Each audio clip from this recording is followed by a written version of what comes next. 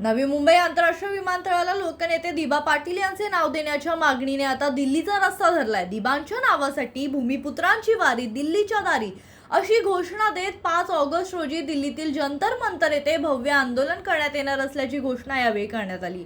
या आंदोलनाच्या नियोजनासाठी डोंबिवलीतील पिंपळेश्वर मंदिरात 27 गाव सर्वपक्षीय हक्क संरक्षण समितीची महत्त्वपूर्ण बैठक पार पडली। आंदोलनाचे आयोजक सांगतात की जशी वारकरी पंढरपूरला विठ्ठलाच्या दर्शनासाठी दिंडी काढतात, त्याचप्रमाणे भूमिपुत्र न्याय आणि हक्कासाठी दिबा पाटील यांच्या नावाची दिंडी घेऊन दिल्ली गाठणार आहेत। बस, रेल्वे आणि विमानाने हजारो भूमिपुत्र दिल्लीत पोहोचतील। त्यानंतर सुमारे 2 किलोमीटरची पारंपरिक दिंडी काढत जंतर मंतरवर केंद्र सरकारचे लक्ष वेधले जाईल। या आंदोलनात ठाणे, रायगड आणि 5ही सागरी जिल्ह्यातील भूमिपुत्र पारंपरिक वेशेत सहभागी होणार असून सर्वपक्षीय नेत्यांनाही सहभागी होण्याचे आवाहन करण्यात आले आहे।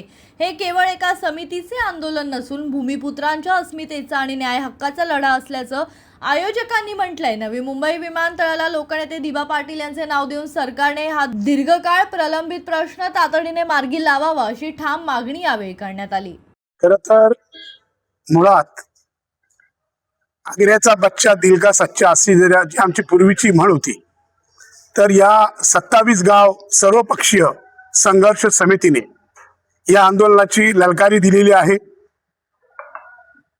भूमिपुत्रांची वारी दिल्लीच्या दारी आणि हे सगळे प्रकल्पग्रस्त, जसे आम्ही रायगड ठाण्याचा मोठा भाग इथून पायी दिंडी घेऊन विठ्ठलाच्या साकडे घालायला जातात, तसेच आम्ही इथून दिबांची दिंडी घेऊन आम्ही दिल्लीच्या जंतर मंतरवर चाललेलो आहे। साकडे घालायला चाललो नाही, तिथे न्याय मागायला चाललेलो आहे, अन्यायाच्या विरुद्ध लढण्यासाठी चाललेलो आहे।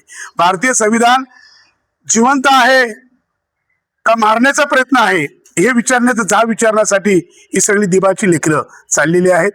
आणि या आंदोलनाची जय्यत तयारी करण्याचं जे धाडस त्या 27 गाव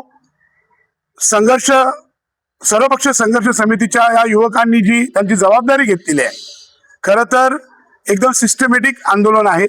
आम्ही या ठिकाणी बसमध्ये, ज्याला ट्रेनमध्ये जायचं त्यांनी ट्रेनमध्ये, ज्याला विमानात यायचं त्यांनी विमानामध्ये, पण 5 तारखेला सकाळी 9 वाजता जंतर मंतरच्या ठिकाणी 2 किलोमीटर आपण चालत जाणार आहोत। आणि या वारीची जी रूपरेषा आहे ही आपल्याला सगळ्यांना गावोगाव प्रत्येक मेंबरला त्याच्या मोबाईलच्या व्हॉट्सअपवर येईल। राहुल कांबळे, जनशक्ती, डोंबिवली।